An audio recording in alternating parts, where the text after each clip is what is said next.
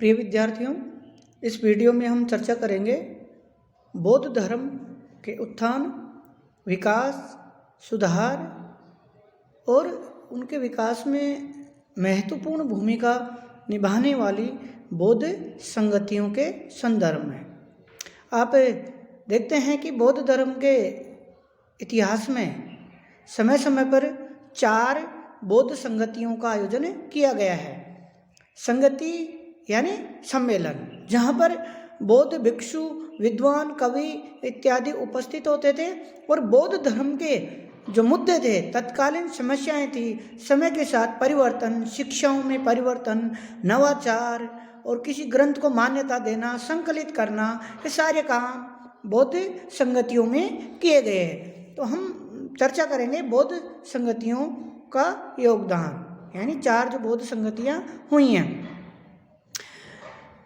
सबसे पहली जो बौद्ध संगति है, 4 बौद्ध संगतियों का समय समय पर जो आयोजन किया, उनमें जो पहली बौद्ध संगति है उसका आयोजन महात्मा बुद्ध के निर्वाण वर्ष में ही किया गया। यानी महात्मा बुद्ध का जो निर्वाण, यानी जो उनकी मृत्यु को निर्वाण कहा गया है, वो उसी वर्ष में यानी 483 ईसा पूर्व में ही बौद्ध धर्म की प्रथम बौद्ध संगति अर्थात सम्मेलन का आयोजन किया गया था। तो जैसे हम बात करें स्थान, सबसे पहले कि बौद्ध संगति का आयोजन किस स्थान पर किया गया, तो प्रथम बौद्ध संगति का आयोजन किया गया था राजगृह में, जो मगध की राजधानी थी। दूसरा, इसका समय, यानी वो बौद्ध संगति का आयोजन किस समय हुआ, तो ये समय है 483 ईसा पूर्व। और इस सम्मेलन, इस संगति की अध्यक्षता किसने की, तो इसकी अध्यक्षता की महाकश्यप ने, महाकश्यप नामक विद्वान ने। शासक कौन था इसके समय इस प्रथम बौद्ध संगति का आयोजन किया गया, तो प्रथम बौद्ध संगति के समय जो शासक था वो था अजात शत्रु। और जो महात्मा बुद्ध की मृत्यु या यूँ कहीं निर्वाण के बाद जो प्रथम बौद्ध संगति का आयोजन किया गया, उसका प्रमुख उद्देश्य था महात्मा बुद्ध की शिक्षाएं, सिद्धांत और उपदेश उनको संकलित करना। यानी उनको संकलित करने के उद्देश्य से ही प्रथम बौद्ध संगति का आयोजन किया गया था।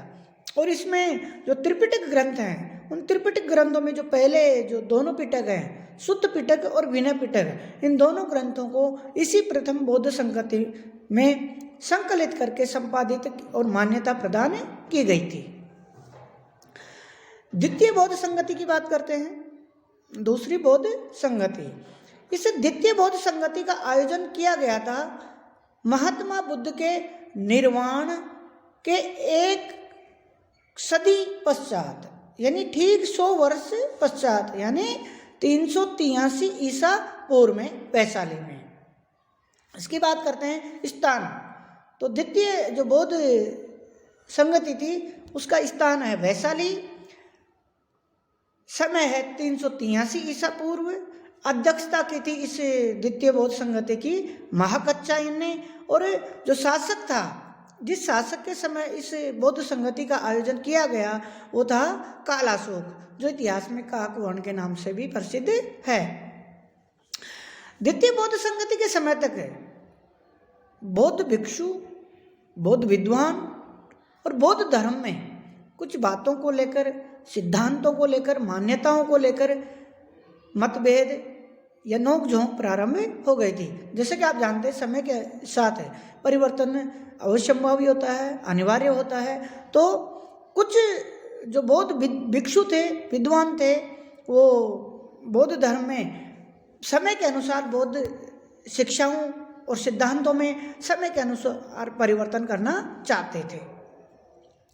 कुछ बौद्ध भिक्षु बौद्ध धर्म के सिद्धांतों और शिक्षाओं में किसी प्रकार का परिवर्तन नहीं चाहते थे। वो बुद्ध द्वारा स्थापित, संकलित, निर्देशित, बताया गया जो मार्ग था, सिद्धांत थे, उपदेश थे, उनमें किसी प्रकार का परिवर्तन नहीं चाहते थे। तो दोनों प्रकार के भिक्षु थे। और इस जो वैशाली में बौद्ध संगति आयोजित की गई द्वितीय, इसमें पूर्व के भिक्षु यानी जो बिहार की तरफ से जो भिक्षु आए थे वो, और पश्चिम के भिक्षु यानी अवंती से जो इस संगति में शामिल होने के लिए गए थे, उनमें बौद्ध धर्म के सिद्धांत और शिक्षाओं में परिवर्तन को लेकर मतभेद प्रारंभ हो गया। जो पूर्व के भिक्षु थे, जो बिहार की तरफ से आए थे, वो बौद्ध धर्म के सिद्धांत शिक्षाओं, बुद्ध द्वारा बताए गए मार्ग में किसी प्रकार का परिवर्तन नहीं चाहते थे। वो जो पूर्व के भिक्षु कहलाए स्तीवरवादी, वो जो संघ कहलाया, संगठन कहलाया स्तीवर, और वो उनको मानने वाले स्तीवरवादी।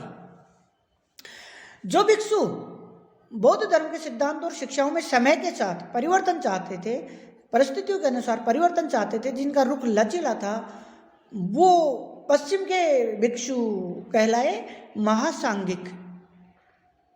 महासांगिक। इस प्रकार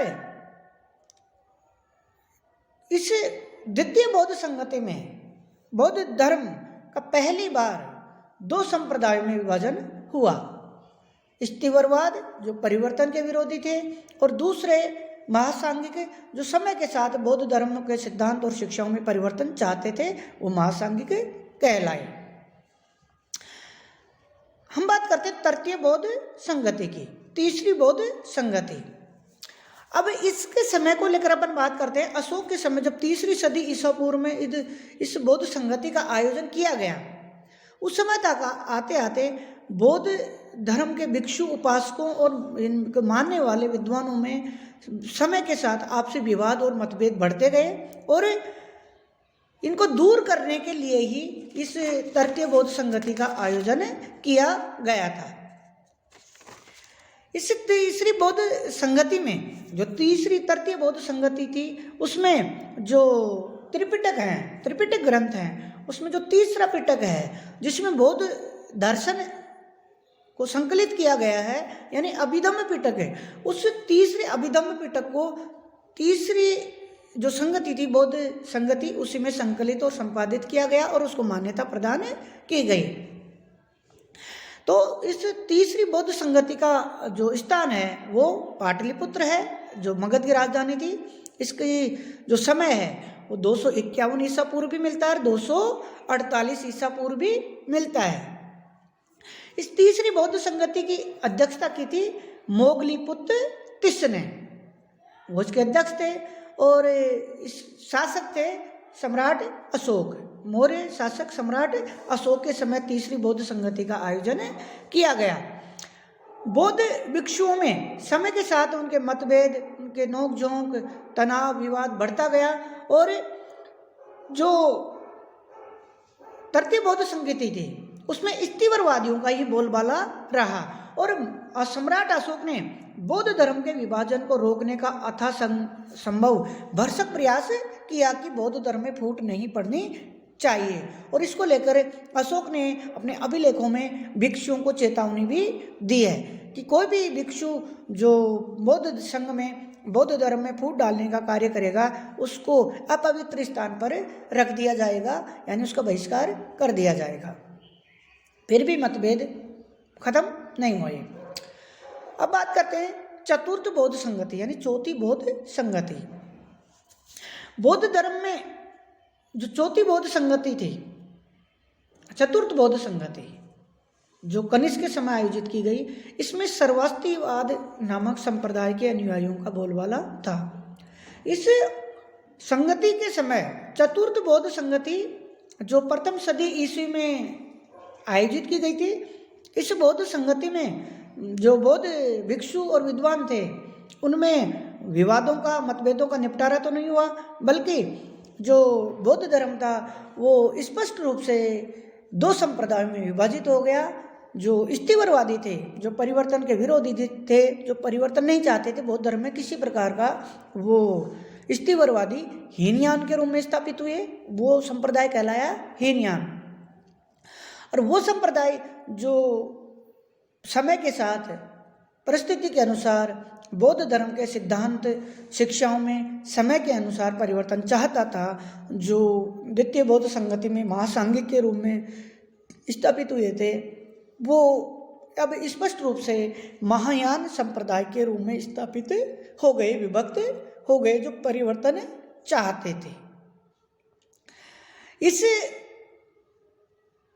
तृतीय बौद्ध संगति में जो बौद्ध ग्रंथ थे, जिन बौद्ध ग्रंथों पर टीकाएं लिखी गई थी, उन टीकाओं को भी पहली बार संकलित करके, व्यवस्थित करके विभाषा शास्त्र नामक ग्रंथ में संकलित किया गया।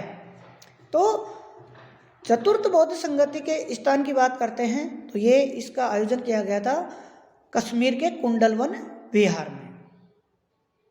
इसके अध्यक्ष, इसके समय की बात करते हैं, ये तो इसका समय है कनिष्क शासनकाल, यानी प्रथम सदी ईस्वी का उत्तरार्ध है, यानी प्रथम सदी ईस्वी में चतुर्थ बौद्ध संगति का आयोजन किया गया।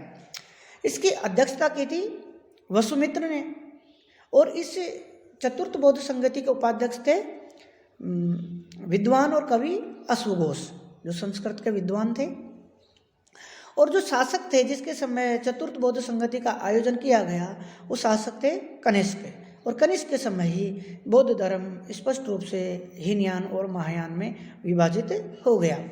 तो प्रिय विद्यार्थियों, बौद्ध धर्म के उत्थान, विकास, उसको व्यवस्थित रूप देने, साहित्य को समृद्ध करने, संकलित करने, व्यवस्थित करने को लेकर और मतभेदों को दूर करने को लेकर, समस्याओं को दूर करने को लेकर, परिवर्तन चाहने, परिस्थितियों के अनुसार, इस सब कार्यों में महत्वपूर्ण योगदान दिया बौद्ध धर्म में बौद्ध संगतियों के आयोजन ने। धन्यवाद।